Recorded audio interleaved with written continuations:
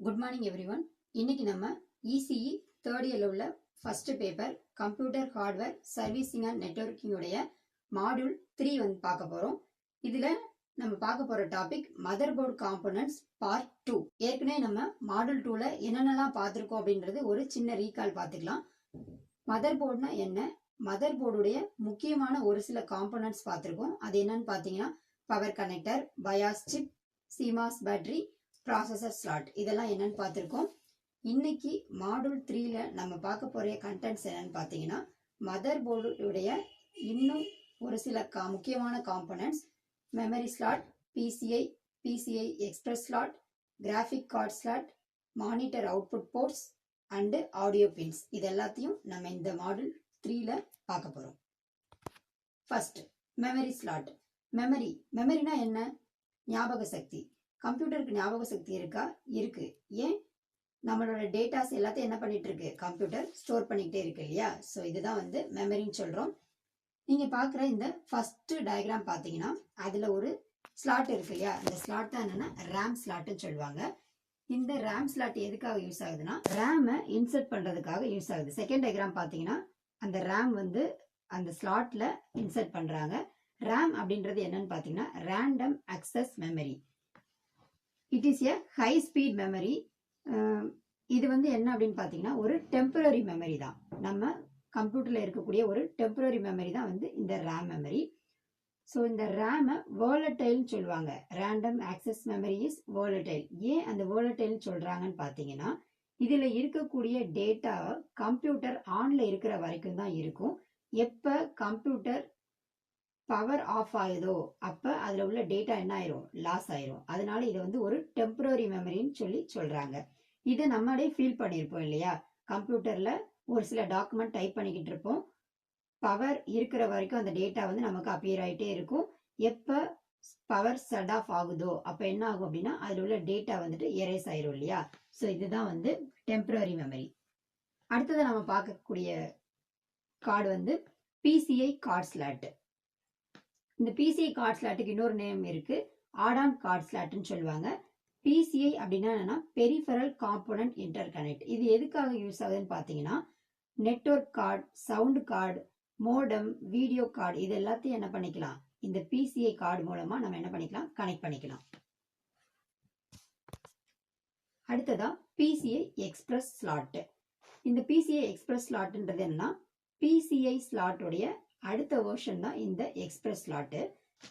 அடுத்தது நம்ம பார்க்க போறது கிராஃபிக் கார்டு ஸ்லாட். இந்த கிராஃபிக் கார்டு ஸ்லாட் எதுக்கு யூஸ் ஆகுதுன்னா கிராஃபிக் கார்டை வந்து இதுல நம்ம ஃபிக்ஸ் பண்ணிக்கலாம். இந்த கிராஃபிக் கார்டு எதுக்காக யூஸ் பண்றோம்னு பாத்தீங்கன்னா ப்ராசஸர் வந்து எல்லா ஒர்க்கையும் பார்க்குதுன்னு சொன்னோம் இல்லையா?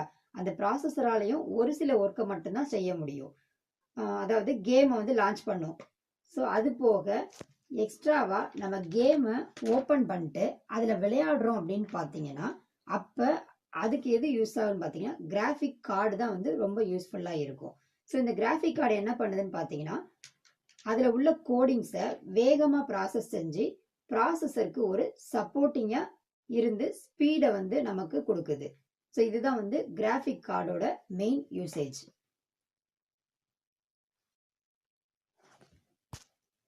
அடுத்ததான் நம்ம கிராஃபிக் கார்டு ஸ்லாட் பற்றி பார்த்தோம் இல்லையா? ஸோ நம்மளோட அப்ளிகேஷன் ஓரியன்டாக இப்போ பார்க்க போகிறோம். நம்மளோட பிசிலையோ இல்லை லேப்டாப்லையோ இந்த கிராஃபிக் கார்டு வந்து இருக்கா அப்படின்றத எப்படி பார்த்துக்கலான்னு பார்த்தீங்கன்னா அதுக்கு ஒரு சின்ன ஆப்ஷன் தான். ஸ்டார்ட்ல போய்க்கோங்க, மை கம்ப்யூட்டர் இருக்கு, அதில் ரைட் கிளிக் பண்ணீங்க அப்படின்னா ப்ராப்பர்ட்டிஸ் வந்துட்டு அப்பியர் ஆகும். ஸோ இந்த ப்ராப்பர்ட்டிஸில் போய் கிளிக் பண்ணீங்கன்னா ஒரு விண்டோ ஓப்பன் ஆகும். அந்த விண்டோவில் டிவைஸ் மேனேஜர் அப்படின்னு சொல்லி ஒரு ஆப்ஷன் வந்து அப்பியர் ஆகும். ஸோ இந்த ஆப்ஷனை கிளிக் பண்ணீங்க அப்படின்னா டிஸ்பிளே அடாப்டர் அப்படின்றது வந்து அடுத்த விண்டோல வந்து ஓப்பன் ஆகும். ஸோ அந்த டிஸ்பிளே அடாப்டரை கிளிக் பண்ணீங்கன்னா அதுல கிராஃபிக் கார்டு இருக்கிறத வந்து நமக்கு டிஸ்பிளே பண்ணும். இது மூலமா நம்மளோட பிசிலையோ இல்லை லேப்டாப்லையோ கிராஃபிக் கார்டு இருக்குன்றத நம்ம என்ன செஞ்சுக்கலாம்? ஐடென்டிஃபை பண்ணிக்கலாம். அடுத்தது நம்ம பார்க்கக்கூடியது என்னன்னு பார்த்தீங்கன்னா rear panel view. Rear panel அப்படின்றது என்னன்னு பார்த்தீங்கன்னா கம்ப்யூட்டருடைய அந்த சிபியூ பார்ட்டுடைய பேக் சைடை தான் சொல்கிறோம். இதில் என்னென்ன போர்ட் இருக்குன்னு பார்த்தீங்கன்னா PS2 போர்ட். இந்த PS2 அப்படின்றது எதுக்காக யூஸ் ஆகுதுன்னு பார்த்தீங்கன்னா கீபோர்டையும் மவுஸையும் கனெக்ட் பண்ணுறதுக்காக யூஸ் ஆகுது. இப்போ வரக்கூடிய சிஸ்டத்தில் எல்லாத்துலேயும் என்ன இருக்குன்னா யூஎஸ்பி போர்ட்டே நமக்கு வந்து அவைலபிளாக இருக்குது. அடுத்ததாக நம்ம பார்க்கக்கூடியது என்னன்னு பார்த்தீங்கன்னா மானிட்டர் அவுட்புட் போர்ட்ஸ். இது மானிட்டர் அவுட்புட் போர்ட் எதுக்காக யூஸ் ஆகுதுன்னு பார்த்தீங்க அப்படின்னா கம்ப்யூட்டர்ல இருந்து மானிட்டருக்கு நம்ம அவுட்புட்டை கொடுக்கறதுக்காக இந்த அவுட்புட் போர்ட்ஸ் வந்து யூஸ் ஆகுது. 3 டைப் ஆஃப் அவுட்புட் போர்ட்ஸ் இருக்கு. ஃபர்ஸ்ட் என்னன்னு பார்த்தீங்கன்னா VGA போர்ட்டு, ரெண்டாவது DVI போர்ட்டு, மூணாவது HDMI போர்ட்டு. இந்த VGA போர்ட்டுன்றது என்னன்னா நம்ம எல்லாருக்கும் தெரிஞ்ச காமன் போர்ட்டு தான் இந்த VGA போர்ட்டு. இந்த VGA போர்ட்டு மூலமா நம்ம என்ன செஞ்சுக்கலாம், மானிட்டரை கனெக்ட் பண்ணிக்கலாம். அடுத்தது டிஜிட்டல் வீடியோ இன்டர்ஃபேஸ் போர்ட் அப்படின்றது என்னன்னு பார்த்தீங்கன்னா இந்த VGA போர்ட்டுடைய அடுத்த வெர்ஷன் தான் வந்து DVI port. Finally HDMI port. HDMI போர்ட்டுனா என்னன்னு பார்த்தீங்கன்னா லேட்டஸ்டாக உள்ள டிவியில இருந்து மானிட்டர் வரைக்கும் இந்த HDMI போர்ட்டு தான் கொடுத்துட்டு இருக்காங்க, நம்மளும் யூஸ் பண்ணிட்டு இருக்கோம்.